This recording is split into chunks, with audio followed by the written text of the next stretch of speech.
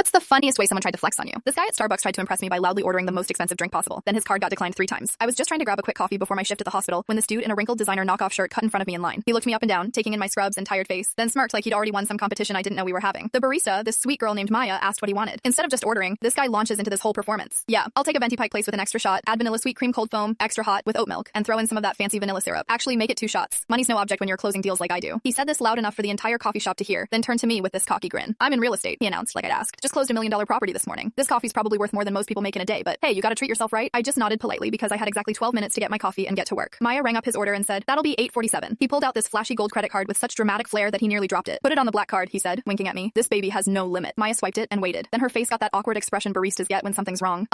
Sir, your card was declined." His confident smile flickered for just a second. "That's impossible. Try it again. Sometimes these readers are glitchy with premium cards." She ran it again. Same result. "I'm sorry, it's still not going through." Now he was starting to sweat a little, but he kept up the act. Weird. Must be because I made such a large purchase this morning. The bank probably put a temporary hold for security. "Here, try this one." He pulled out a regular blue Chase card, trying to play it off casual. Maya tried that one too. Declined. The line behind us was getting longer, and people were starting to notice. I checked my phone. 8 minutes until my shift. This guy was getting desperate. "That's so strange," he said, his voice getting higher. "I literally have 6 figures in that account. Let me call my bank real quick." He stepped to the side and pretended to make a phone call, but I could see his phone screen was still on the home page. He wasn't calling anyone. After about 30 seconds of fake conversation, he came back. "Yeah, so apparently there was some kind of system error on their end. It should work now." He handed Maya a third card, this one looking pretty beat up. Declined again. At this point, Maya looked genuinely sorry for him. "Sir, maybe you could try using cash or come back later when you've sorted it out with your bank." This is where it got really funny. Instead of just admitting he didn't have the money, he doubled down on the lie. "You know what? This is actually perfect. I'm trying to be more conscious about my spending habits. My financial advisor always tells his high net worth clients like me to pay cash when possible. Keeps you grounded." He started digging through his wallet, pulling out crumpled 1s and 5s. I watched him count out about $4 in small bills and loose change from his pockets. "Actually," he said, sweat visible on his forehead now, "I think I'll just get a small black coffee instead. Keep it simple. That's how us successful people stay successful. We don't waste money on fancy drinks." Maya, bless her heart, just nodded and rang up a tall pike lace. "That'll be $2.15. He counted out his crumpled bills and came up short by about 30 cents. The silence was deafening. Finally, I couldn't take it anymore. "I'll cover the difference," I said, handing Maya a 5. "And I'll take my usual medium latte with an extra shot." The guy's face turned bright red. "You don't have to do that. I've got it covered." "It's fine," I said. I know how expensive those $1 million closings can be on the cash flow. Maya was trying so hard not to laugh that she was practically vibrating. She made our drinks quickly, probably wanting to end this guy's misery. When she handed him his basic black coffee, he tried one last flex. "Thanks for the coffee, but just so you know, I'll probably tip you like $50 next time I'm in here, once my bank sorts out this whole mix-up." I grabbed my latte and headed toward the door. As I was leaving, I heard him ask Maya, "So,